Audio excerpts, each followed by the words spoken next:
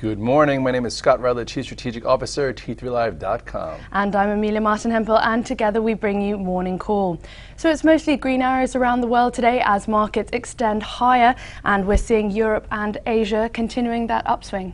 Yes, I think the whole atmosphere has been somewhat risk on, even when you've had the craziness go on with ISIS and the bombings in Paris and then all the raids going on. So it's been pretty impressive.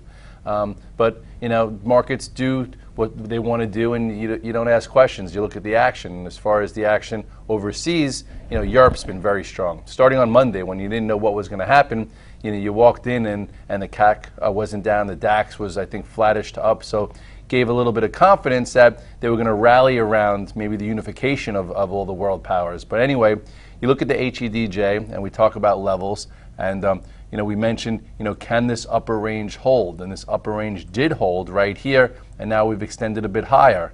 I don't know if all of a sudden we're going to be able to break above the weekly highs here, but I would say that it's pretty impressive that we had this kind of move, and as long as now the DAX stays above, or the HEDJ stays above 61-ish, I do think that there's odds of new weekly highs as maybe the next objective here going to year end is around 64. And if you talk about the Shanghai real quick, it's actually still trending higher. The Shanghai has been somewhat in rally mode ever since clearing this little ascending, not even ascending channel, this pennant, which came in right around 3,300 on the Shanghai. And then it's pretty much followed this trend the entire way up, and now it looks as if it's still in the game, getting tight once again. So if the Shanghai were to take out, just say 3,800, maybe this wants to, get a move into year end that could take it almost back to 4,000. So we're seeing some tailwinds overseas versus headwinds. US markets had a broad-based rally as the Fed pretty much reassured liftoff in December with a pretty gradual approach there. I think that's exactly what people wanted. They want a lift off, a quarter, and then very, very gradual. And the markets responded pretty well to that, so it's getting comfortable.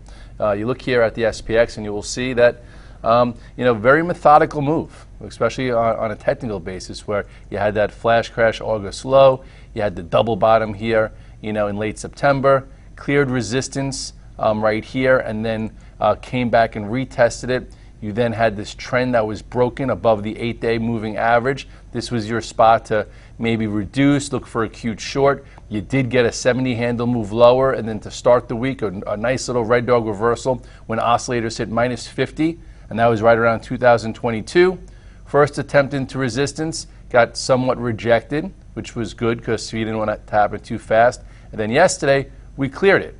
So with that said, now we'll see if the SPX could hold above the 2064 area. At this point, it's opening up, and I would say if you didn't buy the red dog reversal low or yesterday, just be a bit careful. Positioning first time we come in and test this 2095 to 2100 area. It might be a better sell versus buy, and then we figure out if new highs could happen. Maybe into Turkey week. Most sectors participated in the rally. It looked like the bios and technology helped to lead the way. Exactly, and that's a healthy sign. We talked about this descending channel here in the IBBs, and the last 2 days they were green first. So you look here at the IBBs, and you talk about trends, and this has been in a downtrend for multiple months since it peaked in July, and for the first time, first remember we cleared this pivot for a trade, and then held it, and now we cleared this descending channel here. So if you were short, you could have shorted, made money, shorted, made money, shorted, made money. Now for the first time, it's getting a little trickier. So I would say at this point, as long as the IBBs hold this 330 area, it's probably going to be one of the first sectors to clear the weekly highs, and then you have a boatload of resistance that comes a little bit closer to 348. And you also mentioned technology, which has been acting well. The Qs came in, filled this gap right here. Okay, so it gave you a quick little cute short from the highs. Remember when it broke the 8-day moving average? That was your get out of the way. And if you get out of the way at around 114, you had the luxury of potentially looking at a red dog reversal down here. Now we popped right back. So at this point, let's see if we could do some work above this. And then I think that the bios and technology are probably the first two sectors that could make, new weekly highs, and the Qs actually would be new highs on the year. The Russell and the banks are more in line, and it looks like oil's just trying to stay out of trouble. Yes, oil still is leaking, and every time it gets below 40, everyone starts talking about it. And yesterday it was below it for a second, and then came back above. So let's take a quick look at the USO first. It's just hovering here. I think the market's okay with it here now, or got comfortable. But if the USOs were to break, what is this, like 1281 now, and that would mean oil, comfortably below 40 and starts to accelerate, I think that would be a little bit of trouble for the markets. If it gets above this spot here, which would be above 1340 to get back into the range that it fell out of, you'll probably see some better action in the XLE that's actually been, holding in there, even with oil down. You had this double bottom right here in the XLE. You had your engulfing move. It held higher and then just basically perked back up yesterday, even when oil was somewhat weaker. So the XLE seems like it wants to go back up. Nice little double bottom. Here's your move. I would say your next resistance is, closer to 70, and then back to where it peaked out in early November. And some of those leaders have really helped. Google, Amazon, and Netflix have been good to some traders this week.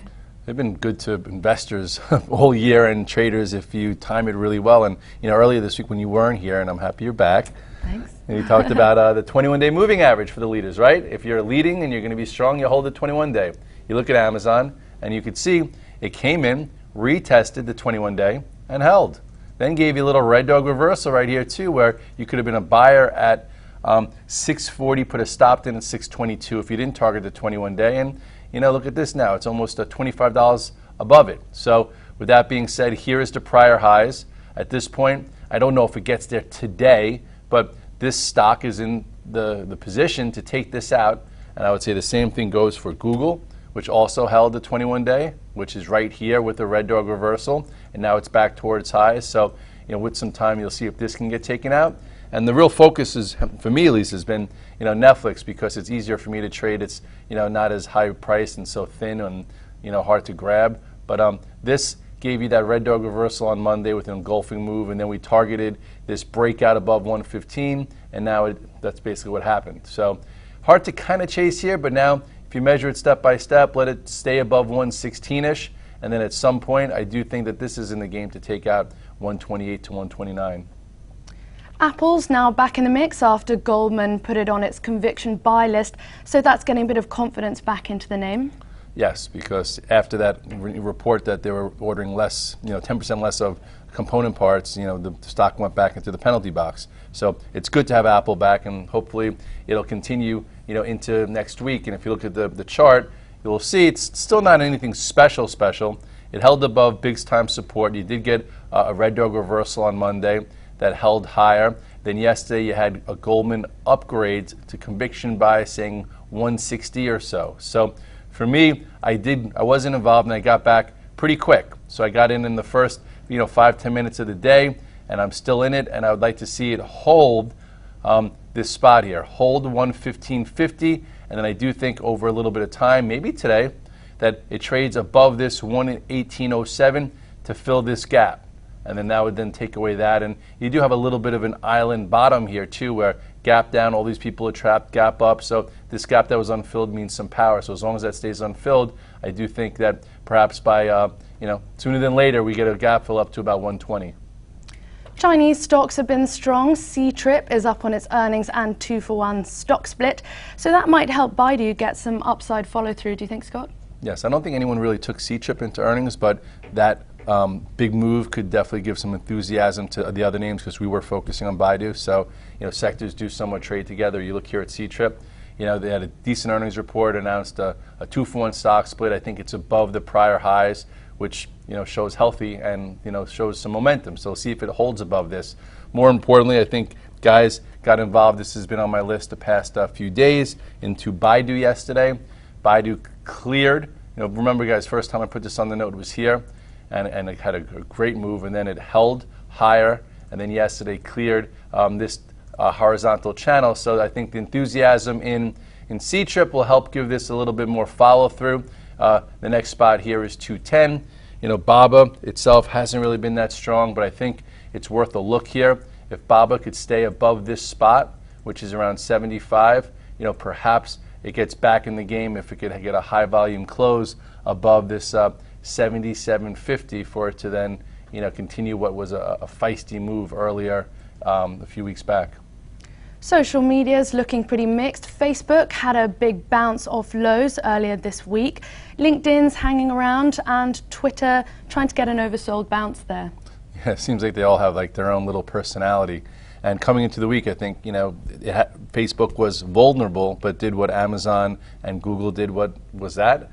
Hold the 21-day. What a coinky dink. They'd actually pushed a little bit below it. So if you go to the chart, you'll see here was your reversal that took back the 21-day. You could have made money two ways in the last week. One, when it broke this 108 and gave you a move down to 100. I listed that chart and I actually said to perhaps cover into this support, maybe even buy, and now boom, right back up here.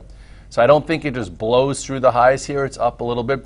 I would say if you're long it, trim some. And if you're looking for a very cute short, carefully today, maybe it goes from green to red and pushes down a little bit. But ultimately, just say it holds over this spot, we're going to get probably another move to highs before year end. So what are your closing thoughts, Scott, as we head into a holiday shortened week?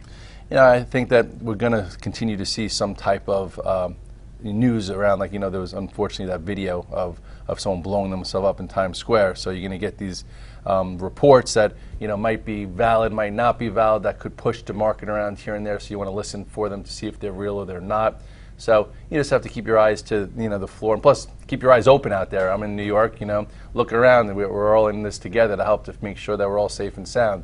But anyway, it seems as if with seasonality, the markets have been trending higher. At this point, we just went from 2020 in the SPX all the way back to 2100, almost 80 handles. The oscillator went from minus 50 to plus. So it's not as easy to be long, so you have to be that much more specific. But typically, with seasonality-wise, next week tends to be a stronger week. So pick and choose your spots. Try and hold some stocks. Maybe have a hedge on. That's what I think I'm doing right now. I have like 5 longs, 1 hedge in the spiders I did on the close. So if we happen to rally up into 209.5, 210, maybe I add to my spiders, sell some longs. Then if we come in, I cover some of my hedges, and then I add to my longs, if they act well, and then find some new longs that are creating nice patterns. So I think some type of portfolio approach with a hedge, and add to your winners and take them off, and add to your hedges into extensions, and then cover them on pullbacks, and try and move and groove a little bit into Turkey. And if you do that into Turkey Day, maybe you could stuff your wallet.